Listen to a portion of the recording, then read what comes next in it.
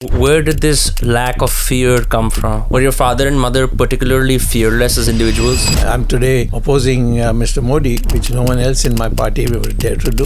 If you were made PM, what would you do? My first step would be to abolish income tax. Dollar is 86.55 rupees today. Yeah, it should be 8 rupees only. When the government makes it 86, on what basis they do? All are making money on this. But is this number not collectively decided by the market forces of the world? No.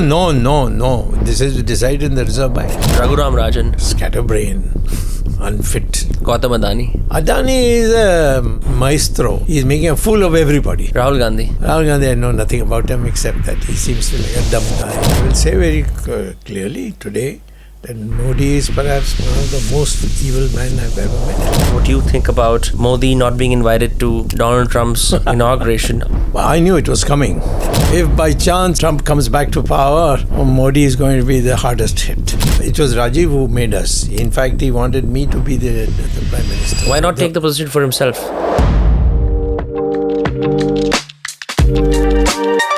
Dr. Swamy, thank you for allowing me into your lovely house come home office. Very happy to be here. I have a series of questions. Yes. But I want to start off slow and then build up gradually. Something I've just gathered as I was reading through the books you've written, your tweets, and I was glancing through your interviews. I noticed that this India's political establishment, whether it was in the 80s, the 70s, the 90s, and even now, has constantly isolated you and tried to perhaps quell your speech and try to force you to the fringes. But you seem to keep coming back with stronger and stronger vengeance, and perhaps that's become your brand. I want to understand the inception of this. At what point did you start getting blackballed in Indian politics?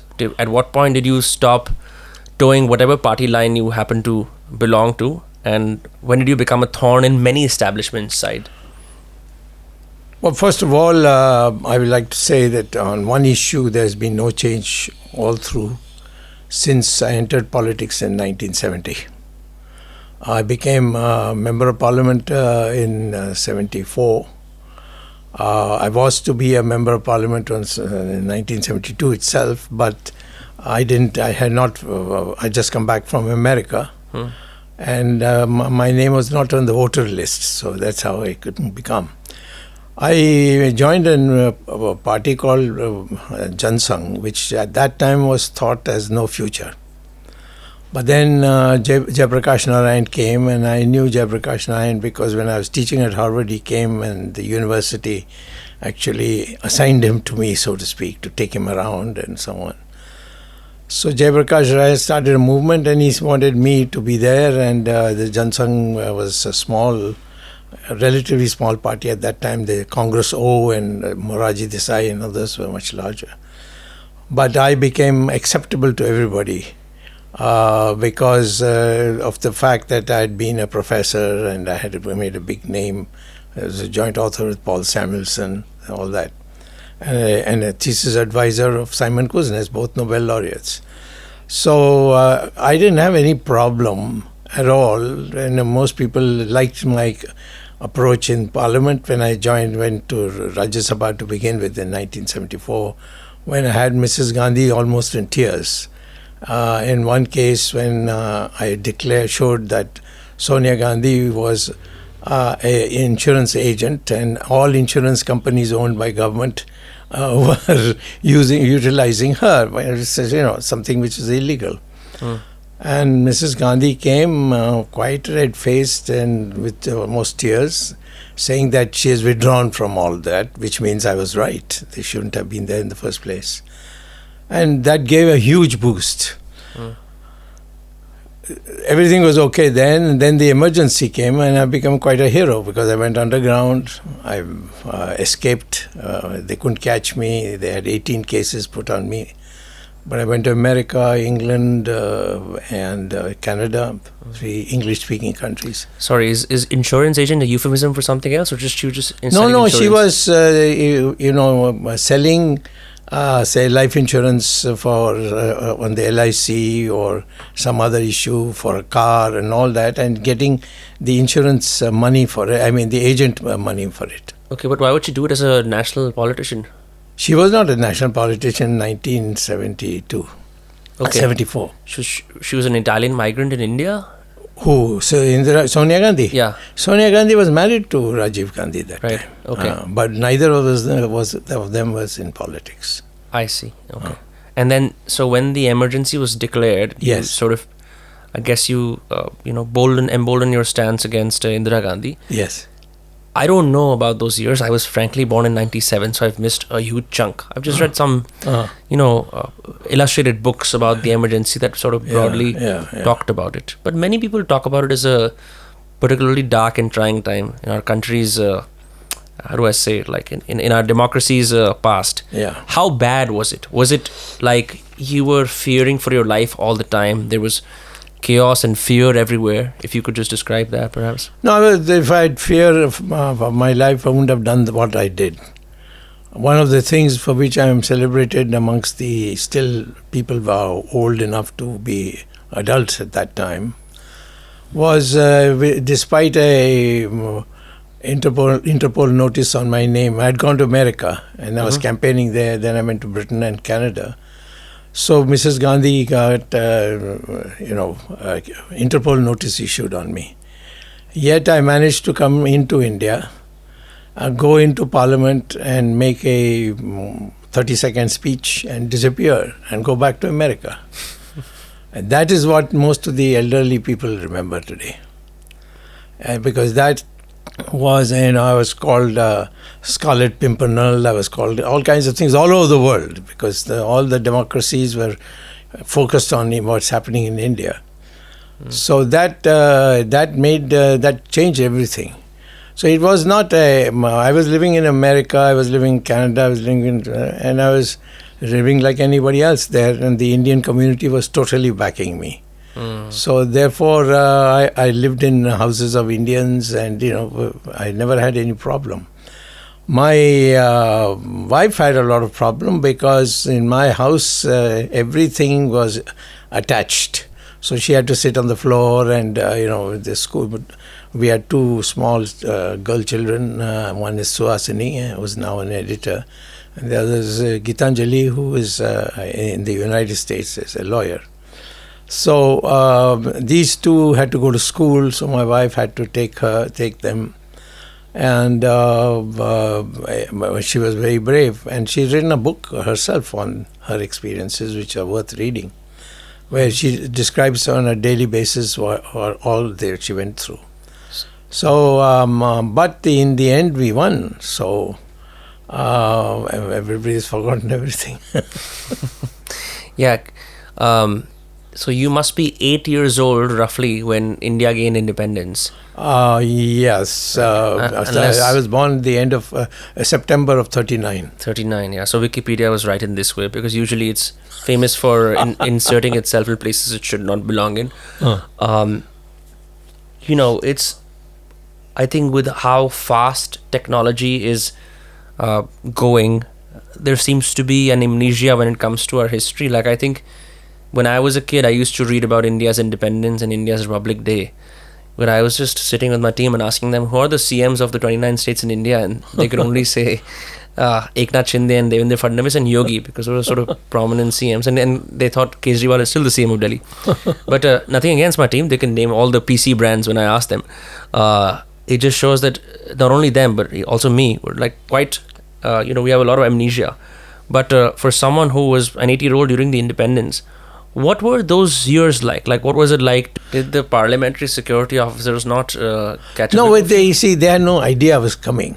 Okay. So when they saw me, they asked me, have you been let off? Sahab, chut gaye. So I said, 20 सूत्री कार्यक्रम में लिखोगे माफीनामा तो सबको छोड़ देते हैं. I didn't say I did it, but I left that impression. So they got puzzled. So then the second thing is that the normal police strength in the parliament was very low that day,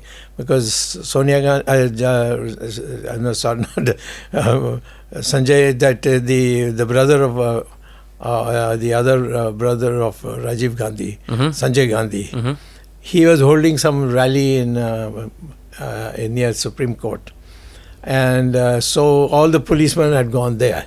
Okay. So there was hardly any police in thinking. By the time they woke up to one, I mean, the watch and watch staff couldn't decipher. Here's the man who's just walking in. One of them said to me, "Aap chhut gaye, sir." Yeah. So I said, "Haan, kaun?" So you were quite brazen. Yeah, I was very cool. I walked in. The important thing was that I went in just as the time this speaker was naming the people who have been dead in the interim. Right. So I got up and said, "Mr. Chairman, you have forgotten that democracy also has died." So he said, "There's no argument." And he said, "Everybody stand for 2 minutes silence," because that was the last item of mine. It was timed that way. So in that time I walked off. Yeah. And these people are all stunned. They don't know what to do. Yeah. And by the time they woke up, got their act together, I was already on a railway train to Bombay. And so help me understand this. Where did this lack of fear come from? Was your father and mother particularly fearless as individuals? Did they instill certain values in you?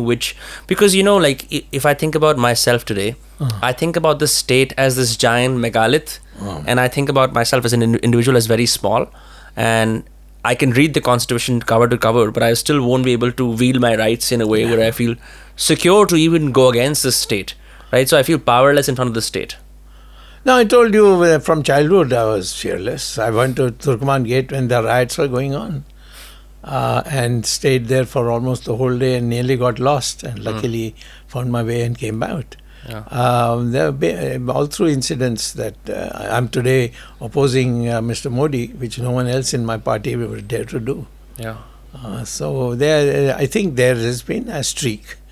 That couldn't care less. I mean, it was basically I just couldn't care less. Nobody in my place of being a professor at Harvard leave America and come. I came. But are you like many people are very eager to please? They're eager to be liked, and diplomacy is a helpful trait when you're in politics. Yeah. Are you okay with being isolated and being misunderstood? And I don't know what this is. Only my enemies say I'm isolated. I've been your wife said it in the book. She said you were ousted from political life. No, listen, that is where the issue comes. I was certainly targeted by one group of people. And they got away with, imposing things on me. But then times changed. For instance, in the emergency, Mrs. Gandhi got me expelled from Parliament. I was elected into Parliament, and she got a resolution passed in Parliament to expel me. Now, later on, she held the elections, and she lost the election, and I won from Bombay with one of the largest margins, and as a hero.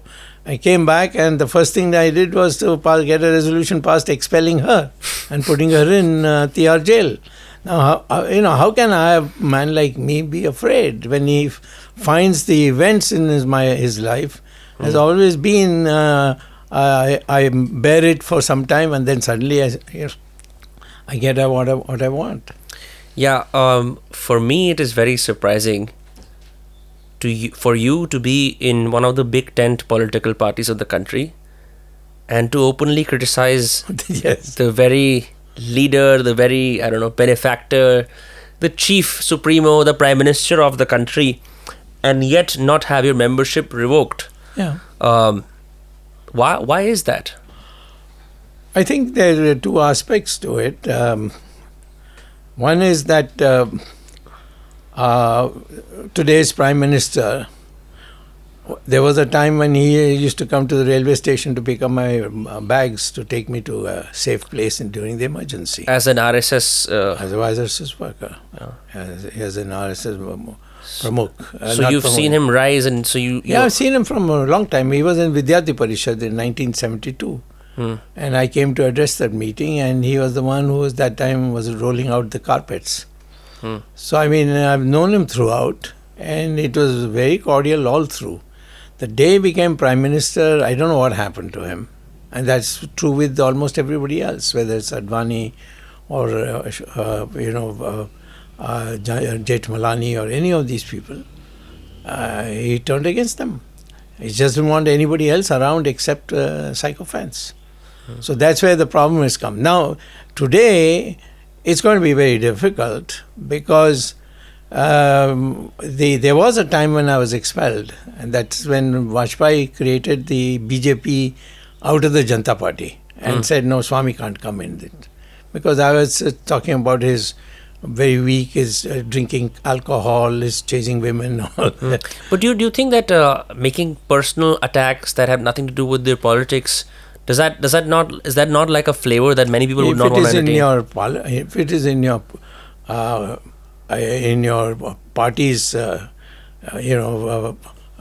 documents that you should not you should abhor alcohol, and that you should not be fooling around with women. All these things are there in my party's platform. So nobody can say that this is not. And I think in our country also we have this personal life is not for politicians free of being in the public life.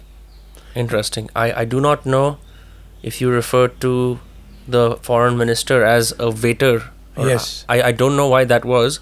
I would love to know what you think about Modi not being invited to Donald Trump's inauguration. I think, and you yourself said on your Twitter that he actually rallied on behalf of Trump when they jointly had a few public engagements. Yes. Is that not a bad like a perception for India for being such a big, powerful country in the global stage, with the narrative being said that it's India's century, it's India's decade, whatever, and not being given an invite? Well, I knew it was coming. Why is that? What happened is Mr. Modi in September last year decided to go to the United Nations. And according to my information, which I think is accurate, he had called up Biden to say that he would like to come to Washington, have a meeting with him, and then go to the UN. Biden told him, I am going to be in my hometown of Wilmington in the north, which is a little south of New York. And we can have a meeting there of the Quad, the 4 nations which were formed. So, therefore, they went and had a meeting at Quad. Now, when the word came out, our people, movement to something America, they are putting it out everywhere, including in the bathrooms and toilet rooms and so on, So, it was all over America. So, Trump was that time underdog in the whole matter of the elections. And this I'm talking about last September. Yeah. And he made a statement, Modi is coming, he's my friend, I'm going to meet him. And so Biden took umbrage at that, and so must have said something to Modi. And Modi made a public statement, which I thought was totally indiscreet, saying, no, I'm not going to meet Modi, Donald Trump. He said it in public? Yeah, publicly. And that time I told all my friends, that's the end now. If by chance Trump comes back to power, Modi is going to be the hardest hit. Because, people are saying, they're great friends, they're all pals, this, that. I said, it's all gone. With Trump, either you're all the way or none of the way. Damn. No, yeah, because despite everything, Trump went on a podcast. It's called The Impulsive Podcast. It's Flagrant. It's a podcast run by a few comedians.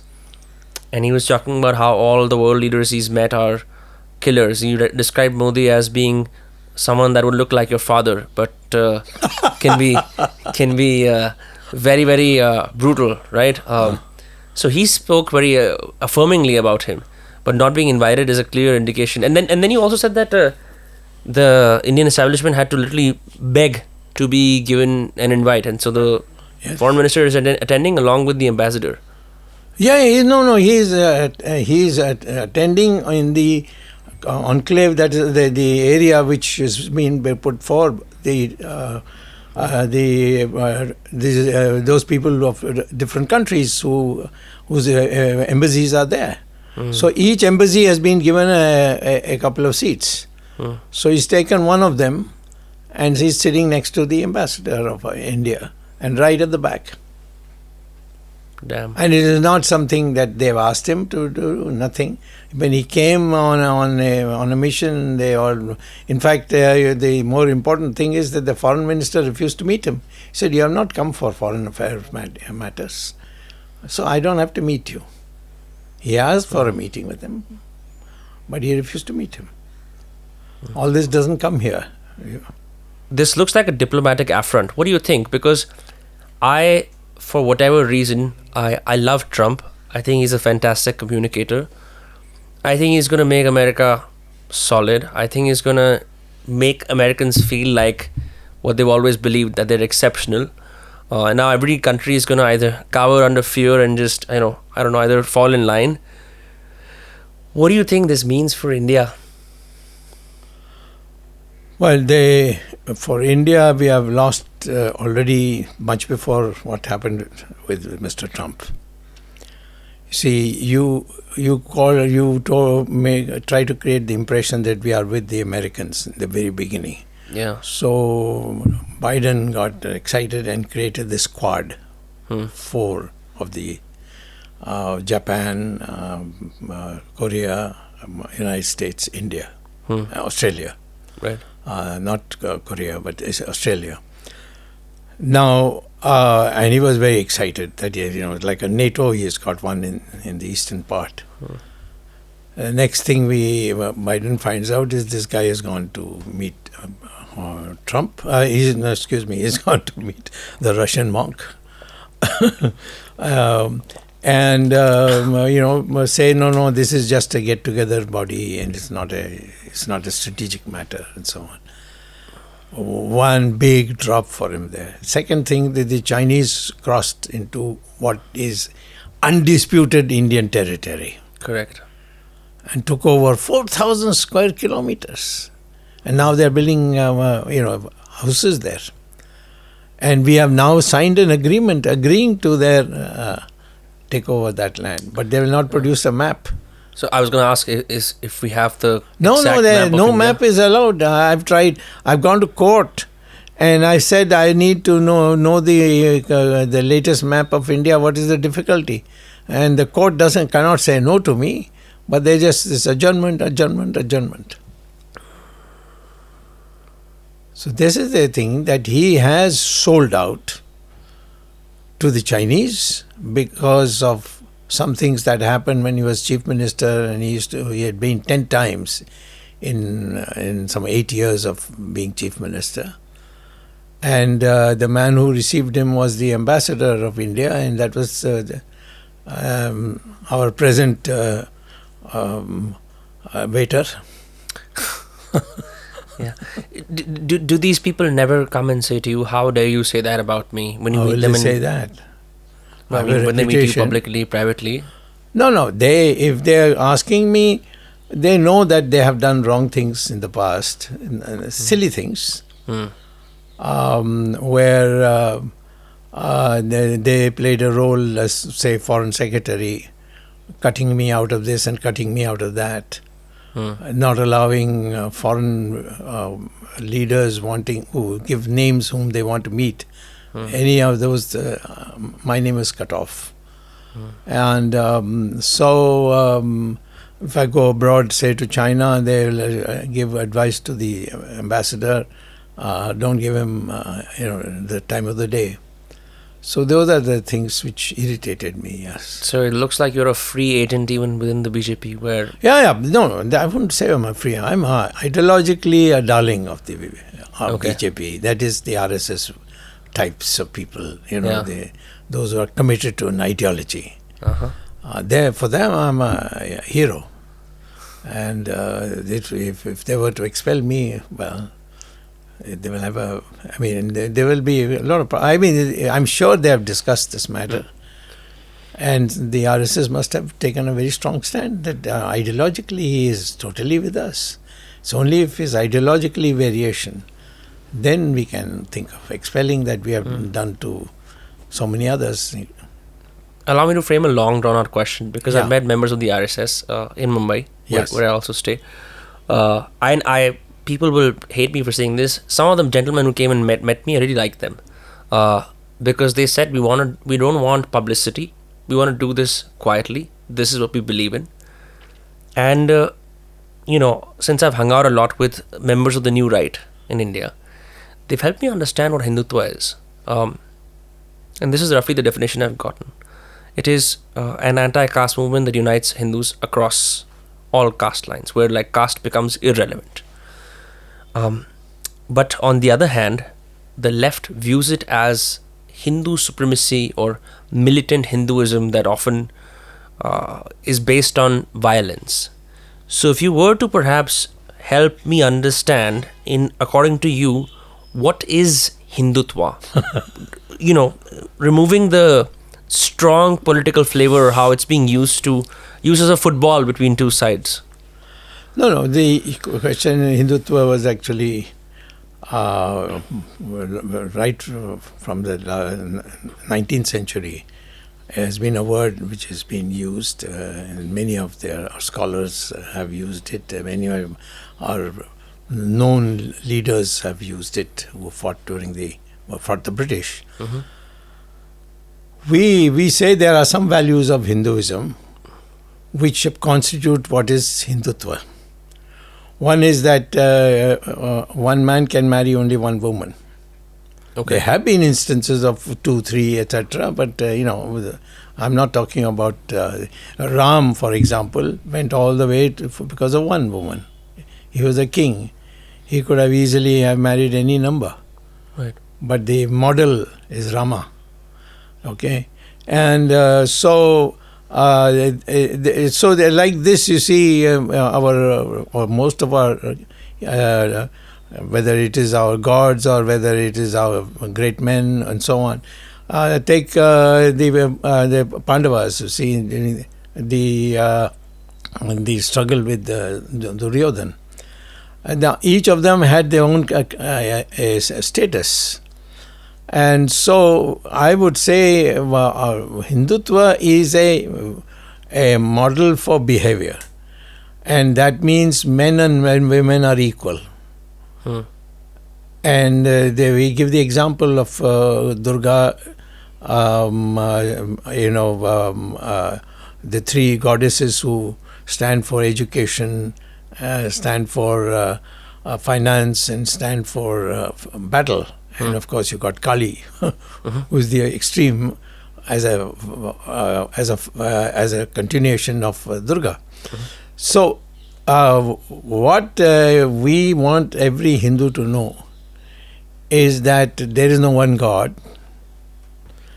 All gods are there. There is not one religion in the world. All religions lead to God. So we don't make any distinction. It's only when you forcibly convert somebody that we object. We Hindus will never forcibly convert anybody. You can't. There's no... No, if you want to be a Hindu, you have to just declare.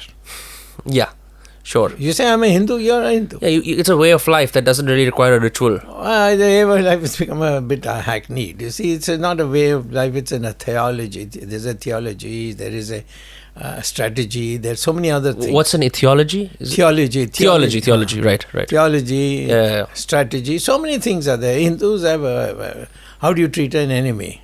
One of the mistakes we made was to forgive many of the Muslim leaders who came here, got defeated, and then we said, okay, you can go. And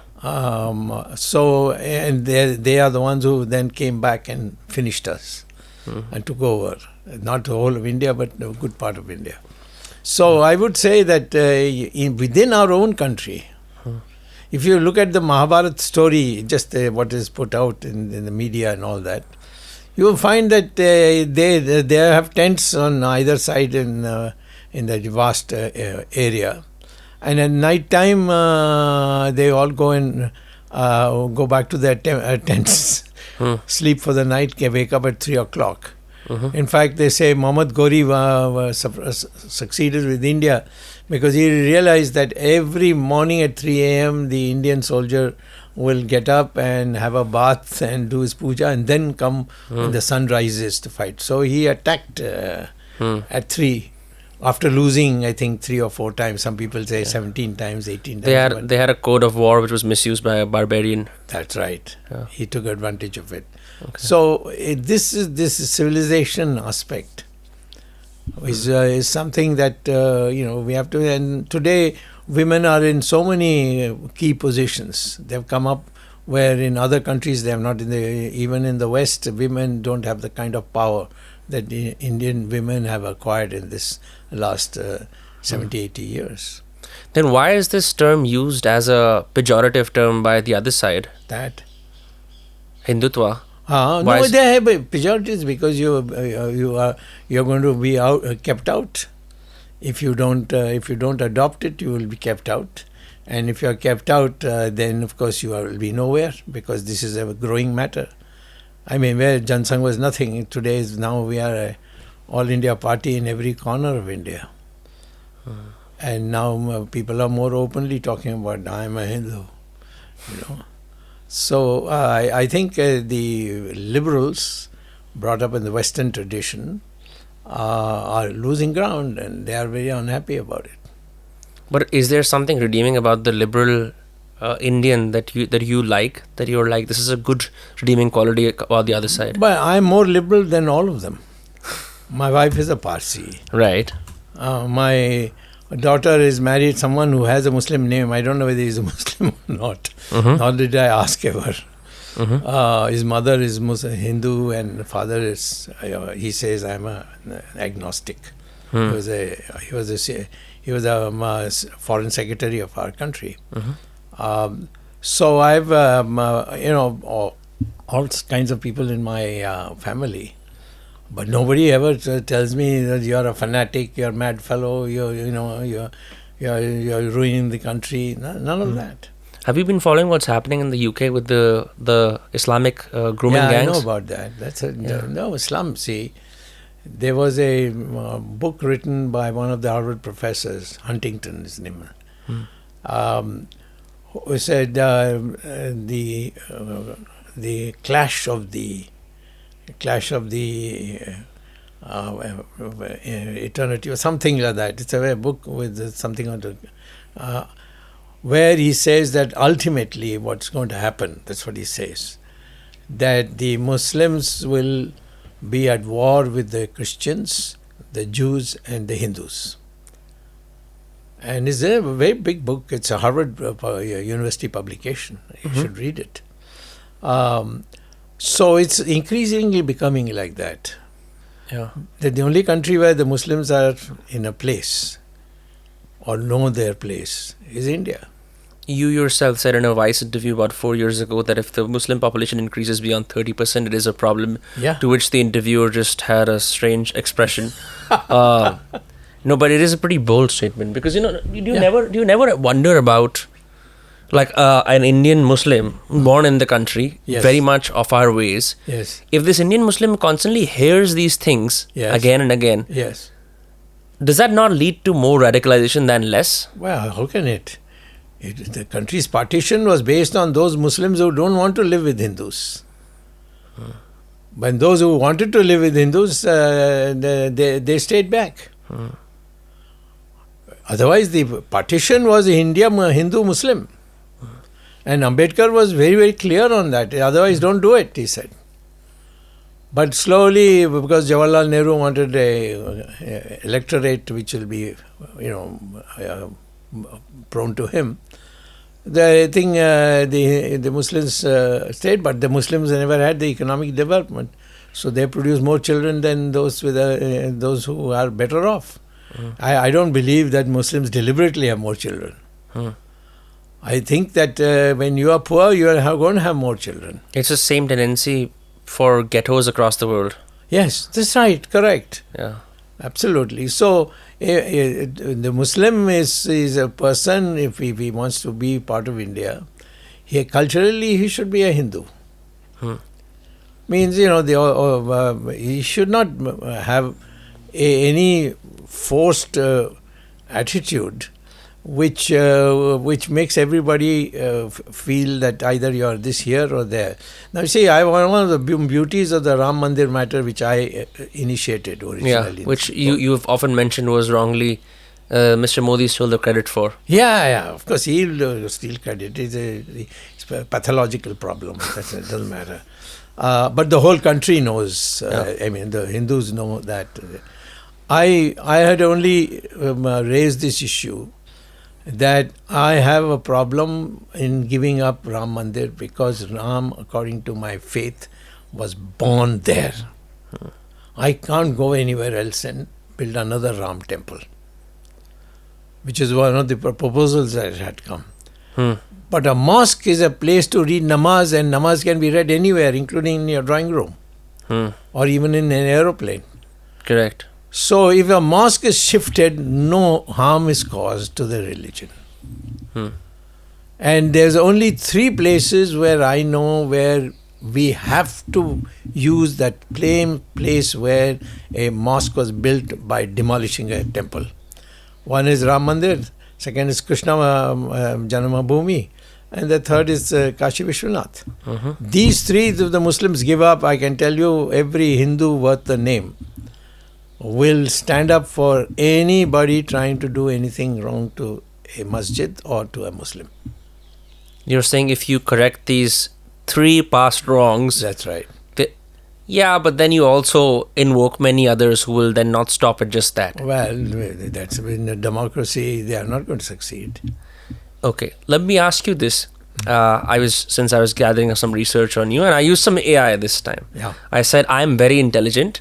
So you give me something about Dr. Swamy that is not controversial, that perhaps highlights some of the things he's done on the academic, economic, and legal front. I asked this to my AI, and it mentioned again something maybe semi-controversial. It said you've actually lobbied many times to remove the word secular and socialist from Indian Constitution's preamble. Yeah. Why is that? Because it was not there when we put the preamble.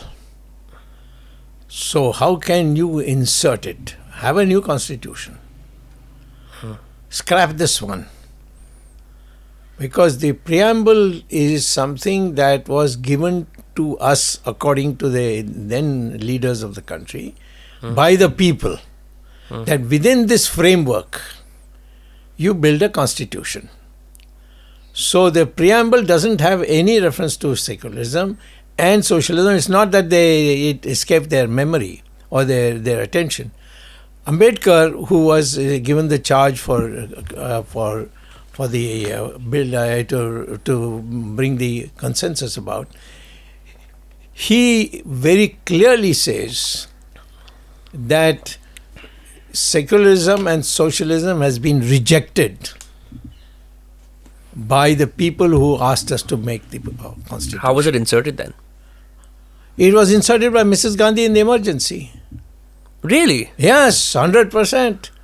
And now people are, we went to court saying that this is, not there in the original thing, and you cannot now say the preamble. Preamble is something that was done at that time, and it cannot be modified because those people are all gone. You can scrap the constitution and build a new constitution. But some of the judges even didn't agree. They said, no, it will cause a riot, this thing, that thing. I said, what do you mean it will cause a riot? We have said all religions lead to God in the preamble. But we have not said secularism. Socialism is an ideology. There's no question. How can you put that in? We have not said capitalism in the earlier version of the constitution. But these people now want that also to be put in because it was put in by Mrs. Gandhi, and the Congress people have been rooting for it. They're foolish people because ultimately it will go. I think what secularism the term does is allow an entire side of politics to rally against the Hindu right and Hinduism as a definition, which largely works on a majoritarian style of politics. Right, so it's very, because I've seen many of my friends on the left are like, but bro, we are going away from secularism. I was like, what do you mean by that?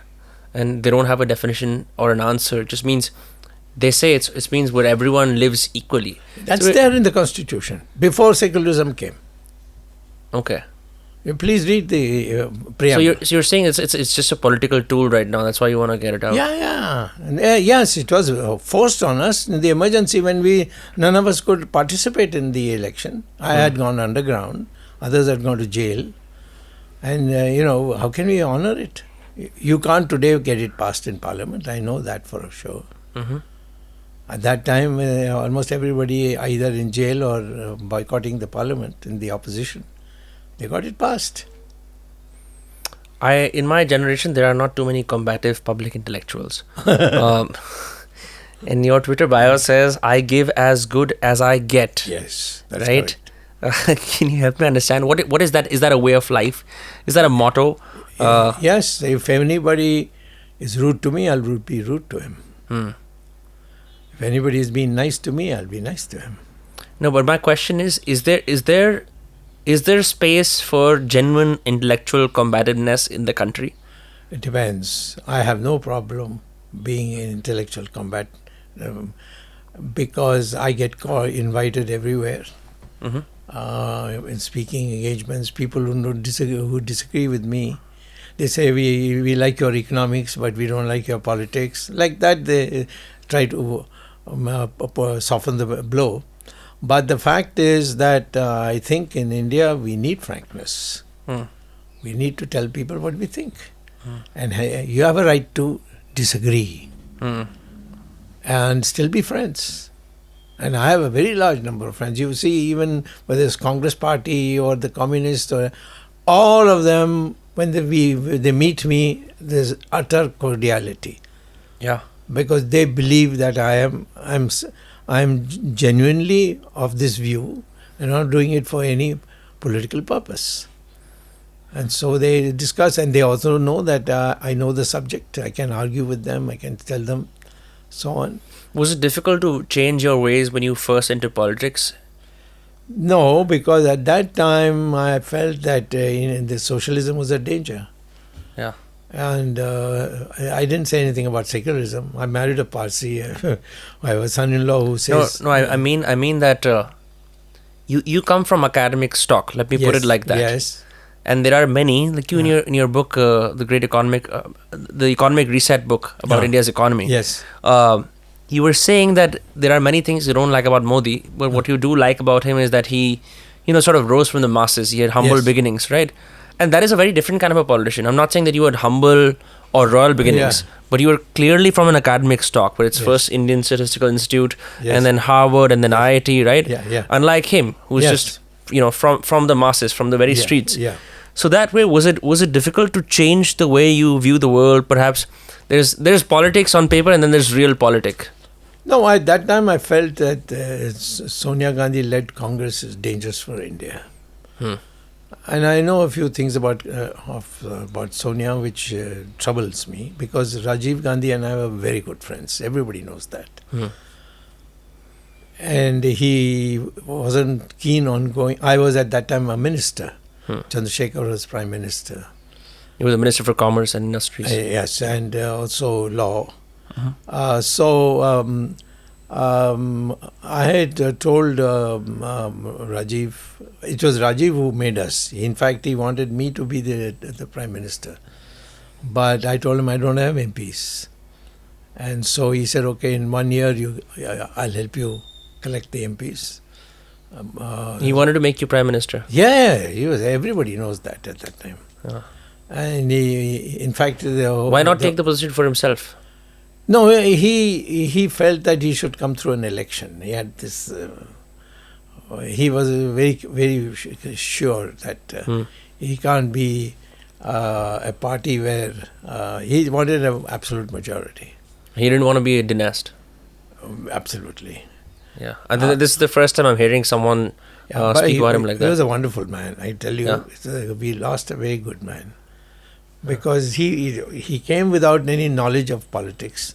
But he picked up very fast.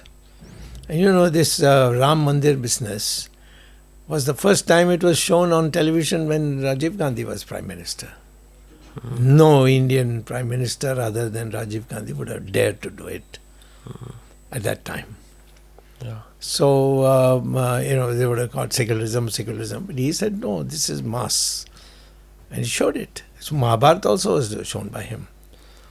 And later on, he even allowed the Vishwa Hindu Parishad to build the base of a temple. He said, I will get it through Parliament and then we can do it. So that is the... I think if there's one person's premature death that I regret very much in politics, it's Rajiv Gandhi. Hypothetically, if... I wrote this down, so I'm glad that we're doing this. Is he upset at someone? Is it? No, he wants to come in, so we can let him in. If that's fine. So Anamika, ये EV को देख लो, अंदर आने चाहते तो आने दो. Yeah, no stress. But नहीं तो बाहर ही है तो अच्छा है. He knows you're busy. देख लो उसको. Yeah. So I was saying, Yeah. See, everyone likes you for your economics, there is no doubt, right? Yes. You've done substantial work on it. Yes. All right, let him come. What's up? Friendly. Come on, Evie.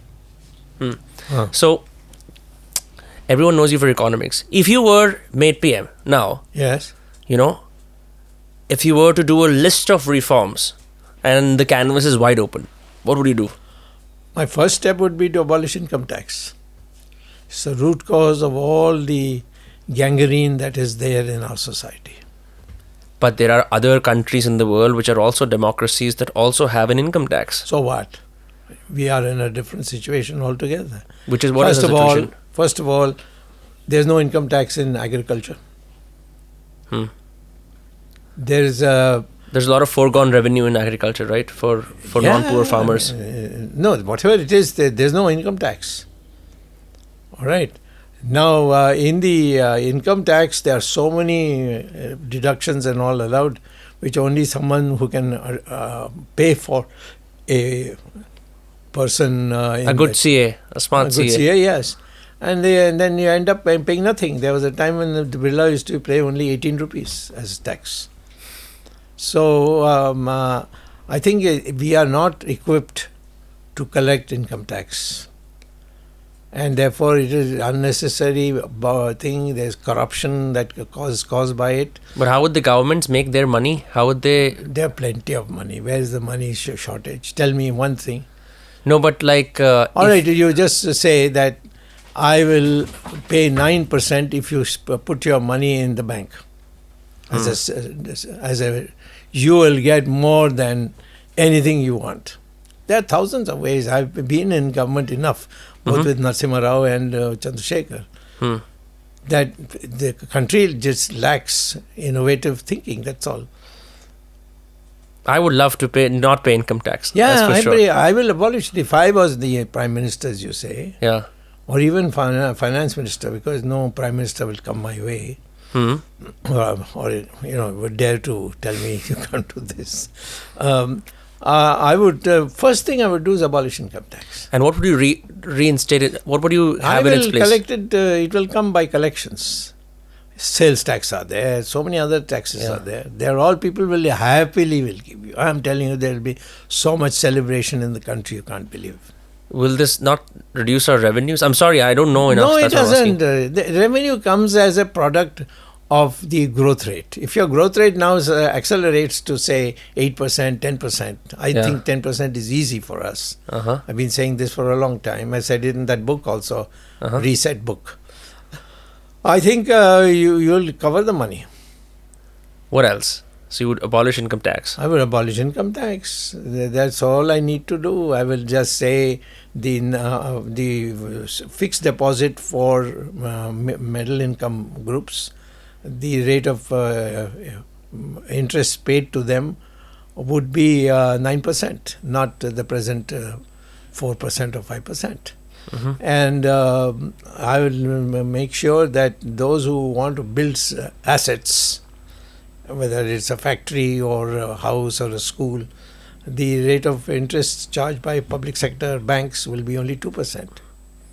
So you would incentivize everyone who wants to be a builder in the country to build more. That's right. Then what would you do about the poor in our country, which are, if I were to say it, poor in the country need only one thing: they need employment. they don't need handouts, they don't need welfare? No, not at all. You're just ruining them by doing that. And how will so many, with the most populous country in the world, how will all of these poor get employed? Isn't that a monstrous challenge? If a person thinks that I build a factory and I'll make a profit and I won't have to pay this man and pay that man, you will see employment growing up. We are the cheapest. Look, Indians are going everywhere in the world and getting employed. Why? Because they are the finest workers. Here the fellow is afraid to employ. He says, oh, there'll be a trade union, I will be fixed, every night they will wake me up and harass me, all that. Of course it's much less than thanks to Narasimha Rao.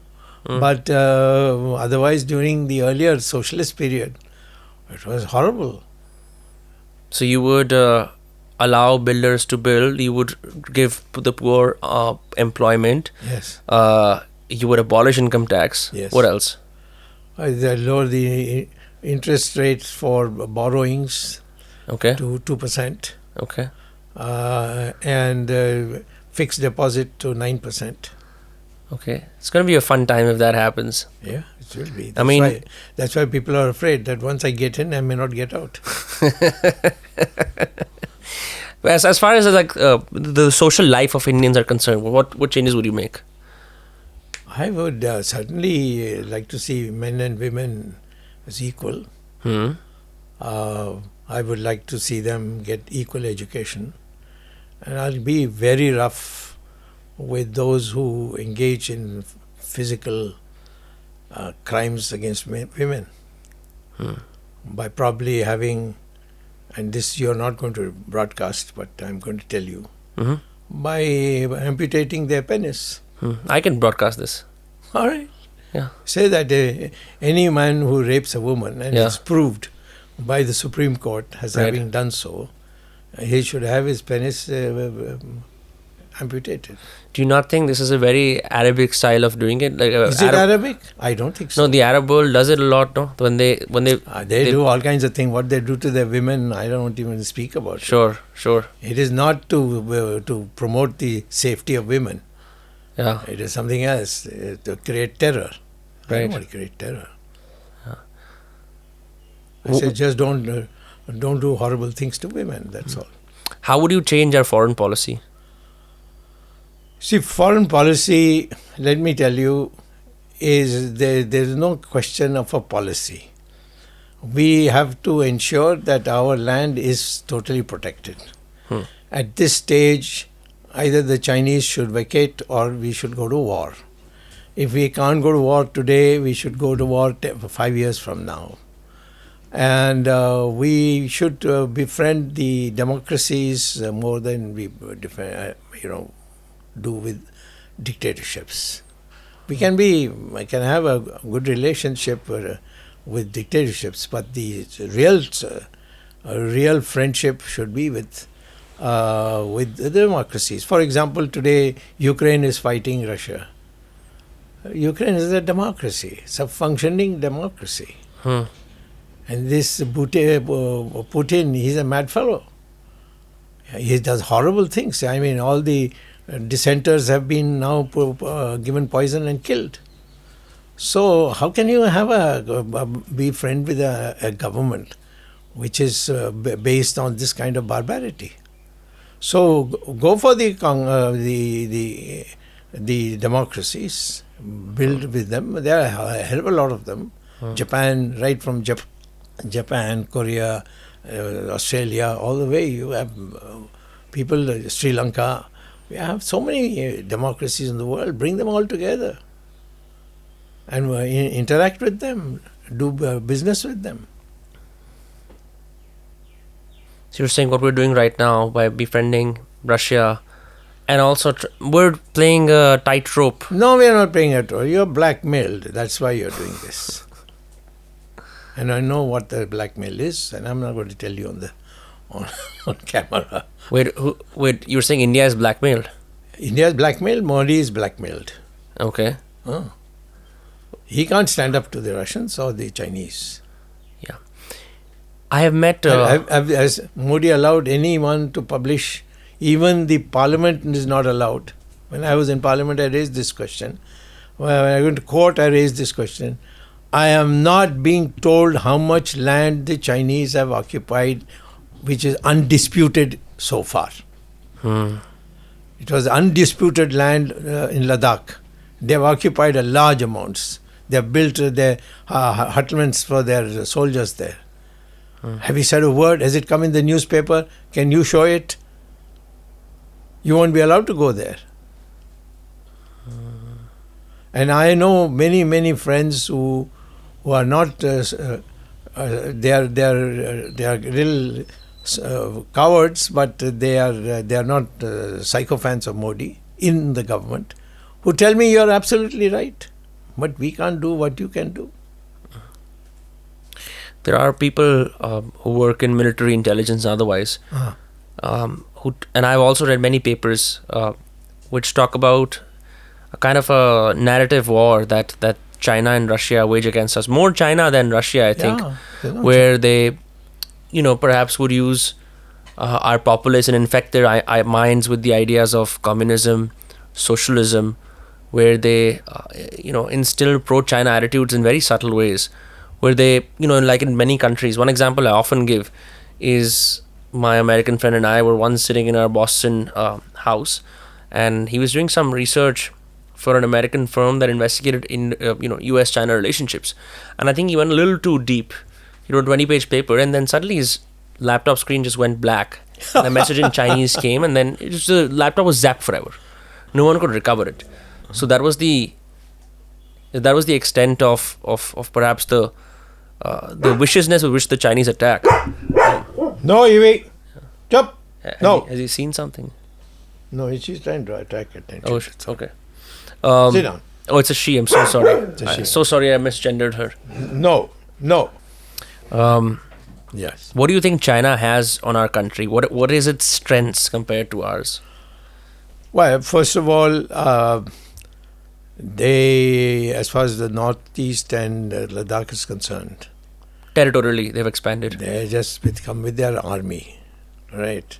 And you haven't got the guts to challenge them. Then, in good parts of Gujarat, they are running factories for plutocrats. What are plutocrats? Plutocrats means Modi's great friend who's now in trouble in America. Okay. So they are financing them. They finance a lot of our intellectuals to travel to China in the present circumstance. There was time when the Chinese were flowering. Deng Xiaoping's time, when they even agreed to my demand that Kailash Mansarovar should be opened. And yes. It was opened. I was the first one to go. And so now it's a totalitarian state. And they are looking for quislings, and they are finding them. And we are, the Americans know that the Indians don't have the appetite to fight the Chinese. Otherwise, the Americans would come and support you. So they are dealing directly with China. And the Russians are total stooges of the Chinese. Take that as my word, but you'll realize it sooner or later. It's the other way around, that a country far smaller in size, sandwiched between two major powers, actually has Russia as its stooge. Yeah, the Chinese have Russia as a stooge. But like, how is that possible when it comes to the physical? The British were this small. They got the whole. But what do India. the Chinese have? The Chinese have a large number of things. They the amount they buy from Russia, no other country buys. The Russians came out of a major. After all, this is not the old Soviet Union. It's a breakup in which Putin is always on a thin ice. Because he is not come by any legitimacy of a great popular leader. He was a KGB man. Correct. Yeah. Took Sonia Gandhi to St. Petersburg as a fellow KGB. She was also working for KGB. So he has got him, and Putin finds it very, very, very nice for him. The Americans can't do anything to him because the Chinese might intervene for his favor. Is there someone in the world, a world leader, who is truly at the top, who's truly free? No, the United States is by and large the freest. But we can be anytime. We have the potential. So everyone keeps talking about this India potential story, this India century, this India decade. Yeah, but there's nothing. If you stop buying anything from China and tell the Western world, I will do this, but you will have to compensate by selling it at a decent price to us. And the world will respond. And yet we're sitting at this, and since you're a trained economist, maybe help me understand this. Yes. A dollar is 86.55 rupees today. Yeah, it should be 8 rupees only. It should be 8 rupees only. Yeah. When I went to America for the first time in 2012, it was 45 rupees. When I went for the second time. Yeah, I agree with you. See, the real problem is, if I were to take the demand and supply route to deciding what the price should be of Indian rupee, how much is demanded and how much is supplied, then you will get not more than 8 rupees per dollar. What these people are doing is they are ad hoc selecting this. What does that mean? That means the Reserve Bank says that henceforth from tomorrow it will be this. This is not a market decision. But if I look it up, it says that's what the rate is? No, that is what the rate is, what we have told them.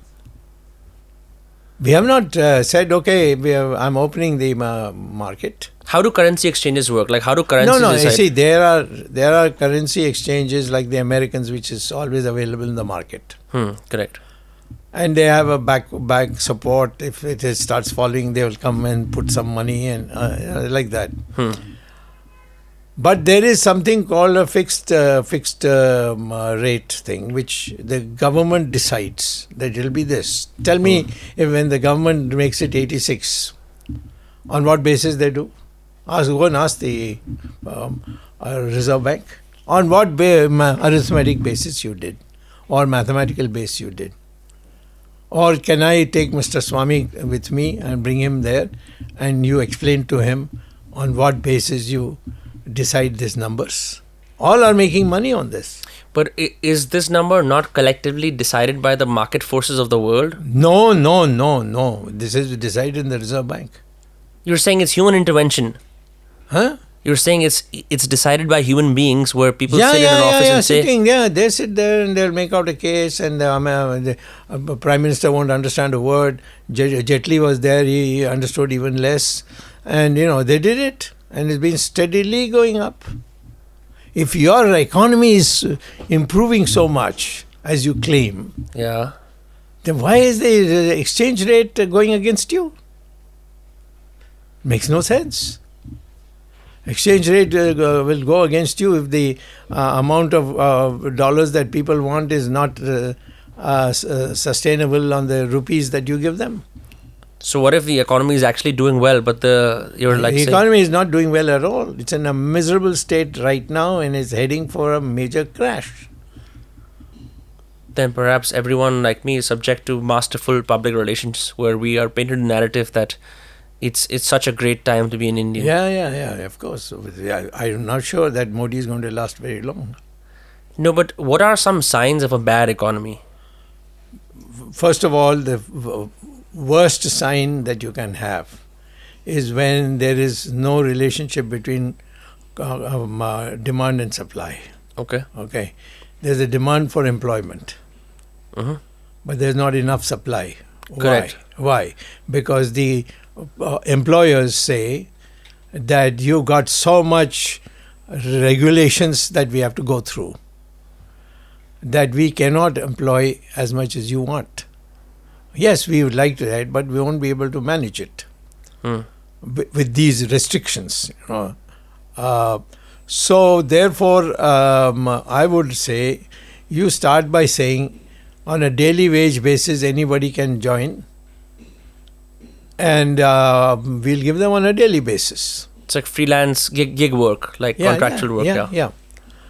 Okay. I mean, there are various ways to do it. It's not a problem. I am broadly indicated in a large, not in a specific way, but in my book, the Reset.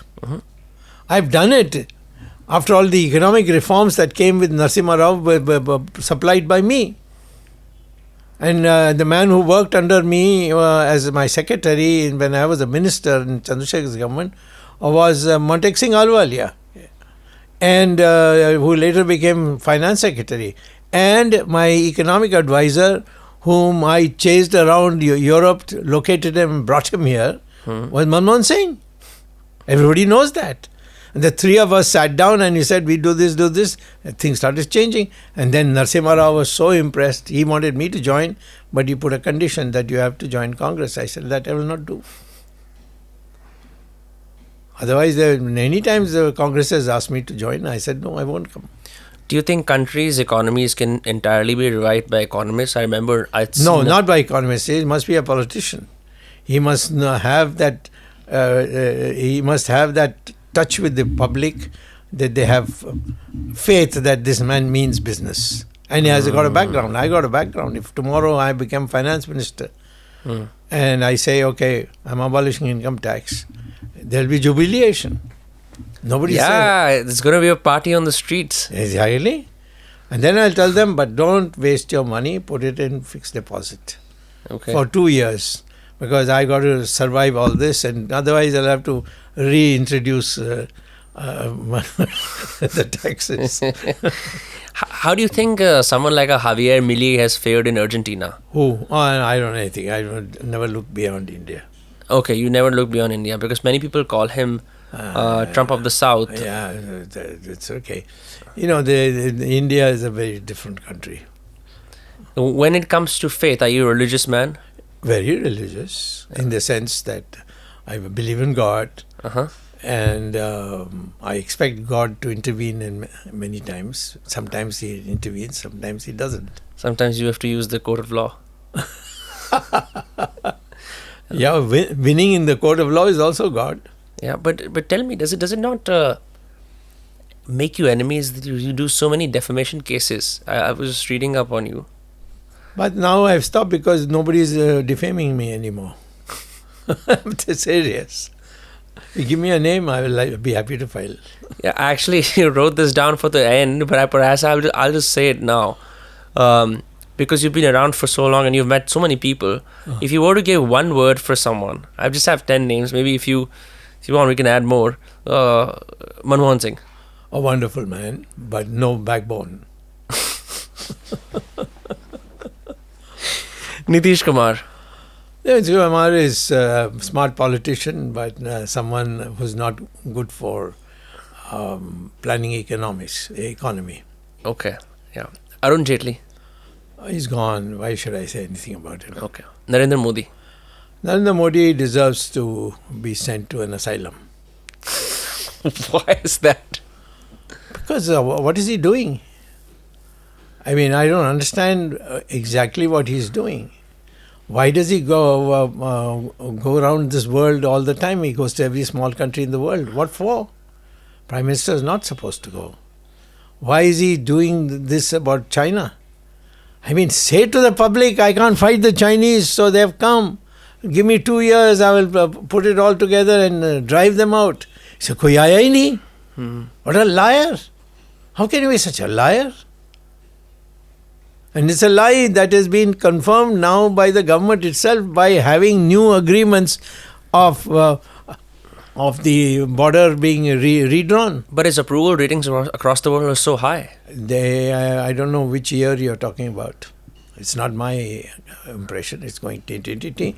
This time, he from 5 lakhs for the first 2 times he won. 1.5 lakhs, yeah. Only 1 lakh. Yeah. Okay, and the party lost his majority. Yeah. Then he had to beg these two. Naidu and Nitish Kumar. These guys to help you. They are going to leave tomorrow. We are again back down in the dumps. Since you are such an ideological darling of the RSS and the BJP, let me ask you I'm this. not. I don't know. The RSS never told me I'm their darling. By the way, they think well of me. Well, if you're thought well of, then what do you think is the future? Many people ask this. It's a speculative question. What do you think is the future where Modi goes out of power? He has to at some point. Who comes in next? That there is no such rule. There's no way anybody is given an advance indication, we are building you. There's no way. They will see the circumstances and then decide. Many people think there is a... I don't want to entertain this, but let me still ask you this. There is a secret society, there is like an Illuminati, like a darker triad of people who control the world, who are above governments. Is that true? Is there a shadow state? I think they are no more secret than a 5-star company, you see. The board of directors will meet and nobody will know what they have decided. So I don't think it's fair to say that. As in nowadays it's even more difficult because so much tapping is going on. So I would say that they originally, you see, one has to understand the circumstances. In so after our independence, RSS was banned, blaming them for Mahatma Gandhi's murder. They had nothing to do with it. I'm willing to debate this anytime with anybody you want. Call him. Sure, happy to I'll tear him debate. apart. I'll tear him apart. I mean, he may go crying and cursing you, but the fact is, there's nobody who can sustain this thing. But it's been bang, bang, bang. They killed Mahatma Gandhi. Now, yes, they say that this fellow, the chap who shot him, Nathuram Godse, he was in the RSS. Well, so many people were in the RSS. There's no such thing as a permanent membership of RSS. Perhaps, yes, if you're an office bearer. Sure. But if you're a member, you come and you go. There were many people in Congress. Sathe, there was a minister called Sathe from Maharashtra. He was a Pakka RSS man. There was one Muslim from Karnataka who was running their railways. He said, I also attended RSS Shaka. It's good for my muscles and all that. So, RSS is a body which wants to be left to themselves. They originally were created, the Jansangh, because nobody was speaking up for them in Parliament. That is all that were expecting from the political party. Then over the years, the demands became, no, election also we need you, please go and participate in the booth level, this and so on. So that is the thing which has promoted them. But strictly speaking, they don't want power. I am, after knowing them for a long time and not being a member of RSS, but very friendly with them, and they like my ideology and the way I present it and all that. But they don't want power. They want to create a whole lot of new people who, in the long run, would bring about changes in educational system, this system, that system. But they have to survive because everybody wants to hit them. Mrs. Gandhi banned them twice or thrice. Even Narasimha Rao was forced to ban them once. So there's always this pressure because they become a very big bloc. And today it's very difficult to defeat BJP as long as the RSS is with them. The RSS goes away and says, no, we are sitting at home. That's the end. Yeah, and it did happen in the UP elections. That is why they mended their ways with the RSS. That's right. We still want to talk about one word for everyone, or one sentence for everyone. Raghuram Rajan. Scatterbrain. unfit to be put as a Reserve Bank chairman. I mean, what is this? I don't want to go deeper into other things because they're not relevant. I'll tell you after this. Sure, I will assign 15 minutes extra to just No, just between you and me. Yeah, of course. It can't be put out. No, not at all, of course. But he was totally against it. I was totally against him. Gautam Adani. Adani is a maestro. He is making a fool of everybody.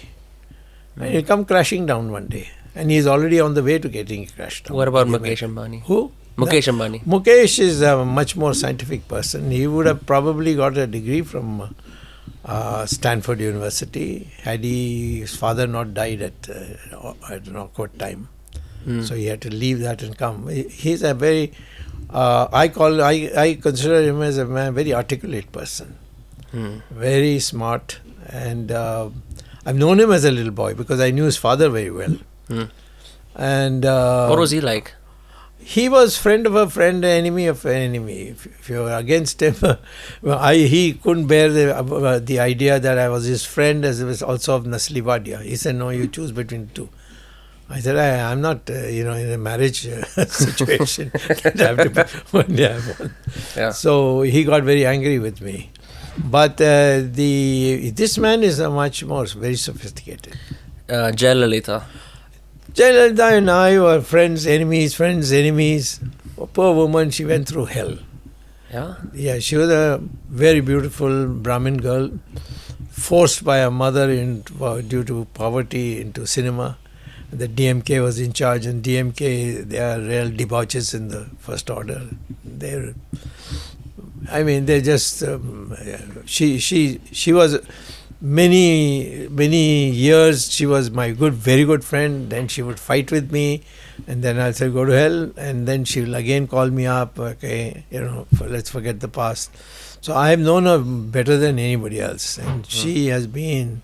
She was a very bright person, very intelligent, hated giving up studies for the cinema. Didn't you file a case against her? Of course. But as your friend? Why can I can't do it if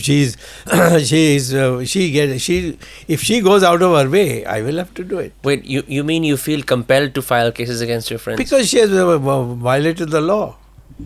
So you're a staunch advocate and supporter and follower of the law.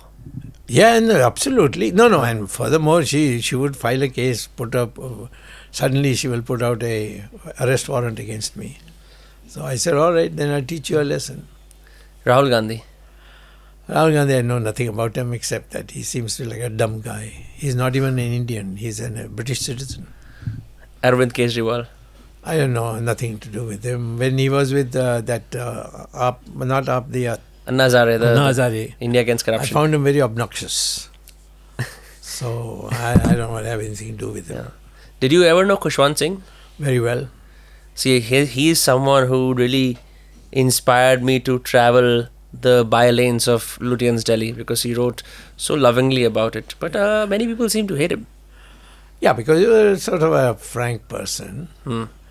And he has written good things about me. So therefore you're obliged to say. Therefore make an exception. Yeah. But a man of wit. Yeah. A man who had lots and lots of money and didn't need to do all this paperwork. You see, but his books are fantastic. I know that. For someone who can. I know. Witty. Yeah. I would say he was a man before his times. I was forbidden to read Khushwant Singh. That is precisely why I read him. My father had so many books of Khushwant Singh in our house, and he was like, "Don't read this."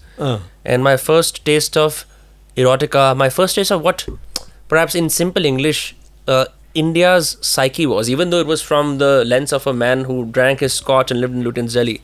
It was such a good account. What Indian politicians do you truly admire, contemporary or those in the past, perhaps? I couldn't say that I admire them for everything, but they are enough for me to want to be friends with them. Mm-hmm.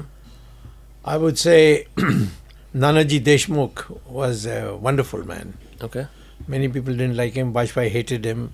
Mm-hmm. But Dattoppan Tengri, I don't know whether you heard of him. I don't know these gentlemen. He created the Bharatiya Mazdoor Sangh, Okay. very self-effacing too. Then there was a RSS chief during the emergency, or Madhavrao Mule, another very wonderful man. Then, of course, the present one, I'm more closer. He's younger than me, so I have a good relationship with him, but not the same way I had with these people who are older than me. Right. Then I come down to human beings. I find the only nasty characters was Vajpayee and this man Modi. But why? Like, I know for a fact Vajpayee's reels on Instagram of him doing shairi and poetry are so famous, and many people in the BJP also frame him in a very nice poetic light, where he was the paragon of Indian polity, where he could not paragon, like he could really be very sensitive and give rousing speeches and be very friends across the aisle, that kind of a way. Why do you hate him so much? I wouldn't call it hate. I would say dislike much more. I mean, I didn't want to do anything against him. And I knew him in the early stages. He was very nice to me, but soon I started finding out some things which I can tell you about, which made me put distance. And he hated Nanaji Deshmukh, and he one day made it easy for me, saying either with him or me. You can't go do politics with both of us together. So I said I prefer Nanaji and left the house. He was a man who had a girlfriend when he was a young chap, and his father, that is Vajpayee's father, said, she's a Kashmiri woman, I will not let you marry her, and you can't go around with her. So he moved him out to Kanpur to become a RSS Pracharak. Then from there he came to Delhi and became an MP of Jansangh. In the meantime, this lady, having been known, having moved with Vajpayee for so many years, and nobody wanted to marry her, so the parents married her off to a very old man who later became the Ramjas College,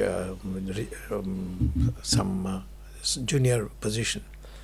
That's where Vajpayee met this lady again, this time as a member of parliament. And old love is old love. So he persuaded her to come and live with him while his servant her husband would live in the servants' quarter of the house given to Vajpayee as an MP, which is in Ferozshah Road. And this I found disgusting. And his wife was a very nice woman. I mean, not wife, his mistress was a very nice woman. I knew her and I spoken to her. She explained her difficulties and so on. And, personal compassions can be there. But this is Vajpayee that I was really against. And that led to war, fight, and so on. Then I became a hero in the emergency, and this man was writing apology letters to Indira Gandhi in the emergency. And so that's where the break came.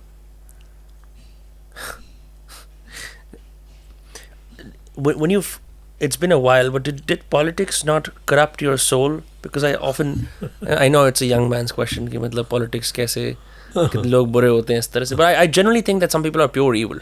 And I'm sure you must have encountered that. I made a lot of them. And I will say very clearly today that Modi is perhaps one of the most evil men I've ever met. And I didn't know him before that well.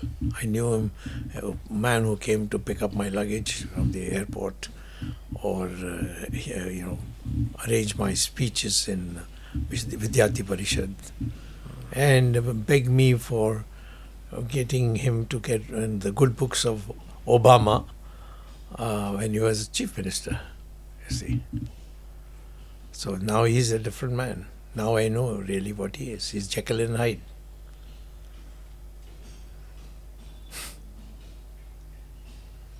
Have you ever been censored by the current government? I wouldn't know. because there's nothing to censor. It's all open. Yeah. I say what I like. There's nothing that I hide. I have no weaknesses that they can trace me on. What do you think? I just have a few more questions. What do you think is in your opinion your greatest achievement? Well, I mean, there's so many things that I'm pleased with. What I did in economics, particularly in the index number theory, which is a joint paper with Paul Samuelson, the greatest economist of the 20th century. And I was also a student of the founder of the national income or GDP, Simon Kuznets, another great economist. I was a real darling of his. Did my Ph.D. thesis under him. So that period, where I was a star, young star, everywhere. People talking about how India is now changing. People like Swamy are coming and all that. So Harvard has, except the fact that they had a Indian studies group, which was hostile to me because they were left wing. But the Department of Economics was a real joy for me. I came most reluctantly, and I said I must come back to India. I came back, and then of course Mrs. Gandhi wouldn't let me stay in IIT. They sacked me. After 21 years, I won the case and I got my seat back. I went and joined it for one day and got all my back salary at 8% interest. Yeah. You also have often talked about black money and corruption in politics. Yeah. It's been a predominant issue. It certainly was an issue with which Mr. Modi came to power because they he was used... not sincere. So Sorry?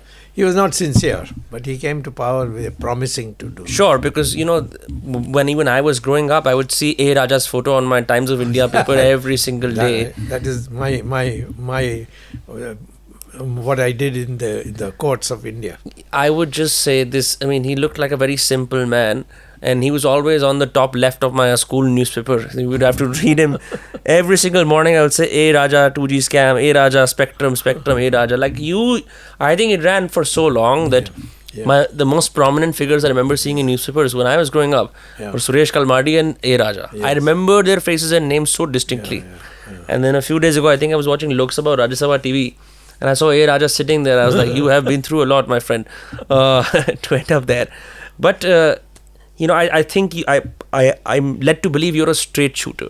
Yeah. But many politicians are not. Yes. In your opinion, how rampant is this corruption in the political classes? How bad is it?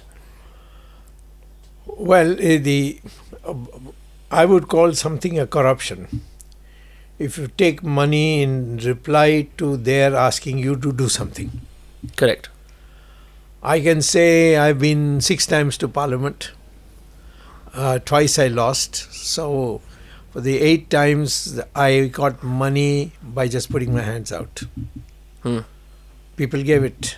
There are people who are willing to give it. Provided they know that you're not using their money for your girlfriends or going abroad or something like that. And so my view is that India must encourage people to collect money openly, give a record of it, and lead a simple life. But it becomes very difficult when you come straight out of the Jhopadpatti or the slum, and then suddenly you are minister and you're going in a beautiful car and all that. And you don't want to give up that position, and then people start coming and buying you, that we'll do this for you, we will arrange your future, this, that. People get corrupt. I want people who knowing that they can be smashed by a road roller should come to politics. I mean, after all, making our country a great country is something much more than getting a Nobel Prize. How can we, like I know for a fact that if I have a team and I give them financial incentives, they work harder. How do we incentivize young people to join politics? And this is one of those things that, one random co-opted kid is going to ask this question to every politician that visits this college. Hey, sir, how can we join politics? But it's a very... nothing really happens. It should be in the teaching in schools and so on. They're doing politics as a compulsory language we have for up to the class 10 at least. So I tell them this is how Mahatma Gandhi went to London and he got a degree and came back and gave up everything. This is how Ambedkar was. These have to be inculcated.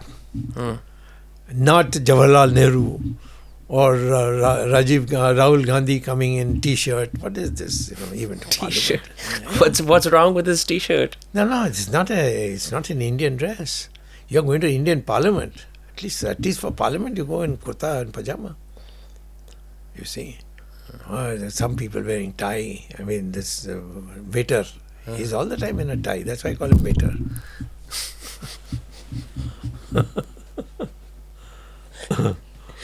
Dr. Swamy, thank you for spending this late afternoon with me and answering all my questions. It was a sincere pleasure to talk to you, and I think that you needlessly suffer from a reputation problem where people think that you're out to get someone. I don't care about my reputation at all. Yeah? I just don't care. But so don't make that as an issue. I'm not going to improve on that. No, I'm saying when I speak to your critics, when I read about you, it is so bad. They're understandable because they don't want me to come up. I will be undoing of their thing. And then there are people who's, for instance, Mr. Modi has financed so many people. So, therefore, I would not worry about that. You don't feel sorry for that either. I'm okay. I completely dismiss that statement. I only said it because when I was telling my friends and other people that I was coming to, have a podcast with you, like, oh my God, how will you handle him? He's so controversial. And so, I just was coming from... Controversial is cheap language. Used by everybody, not knowing the meaning of that. Yeah. What is the meaning? It just means someone that is... No, it's something that you are not going with everybody. You're saying something contra. It's contrarian. It's contra. Okay. If I say no, the Chinese can be defeated. Controversial. I see. Well, I did not know the etymology of that word, but I want to thank you for your time. Yeah, it's okay. It's been very pleasant to speak with you, and thank you for answering all my questions. And of course, people already know you. You've got crores and millions of followers on Twitter. But in case you wanted to get more doses of his pithy insights on the world, you can follow him on Twitter and other platforms. And it was a sincere pleasure to speak with you. Okay, thank you very much. Thank you. Bye.